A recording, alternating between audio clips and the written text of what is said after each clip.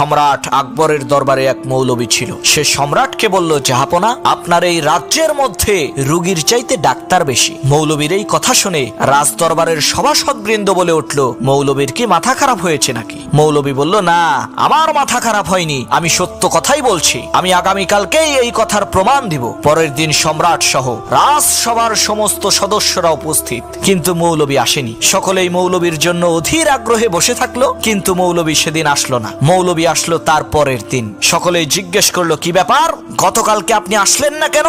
আপনার না প্রমাণ দেওয়ার কথা ছিল রোগীর চাইতে ডাক্তার বেশি? মৌলবী বলল, ভাই, প্রচন্ড দাঁতের ব্যথায় কাল আসতে পারিনি, আমাকে ক্ষমা করবেন। তখন সম্রাট সহ সভাসদবৃন্দের সকলেই বলতে লাগলো, ধুর মিয়া, এইটা কোনো রোগ হইল নাকি? নিমের পাতা দিয়ে একটু গরম পানি কইরা কুলি করলেই তো দাঁতের ব্যথা ভালো হইয়া যায়। তখন মৌলবী বলল, দেখেছেন সম্রাট, এই রাজ দরবারে আমি একাই রোগী আর আপনারা সবাই ডাক্তার।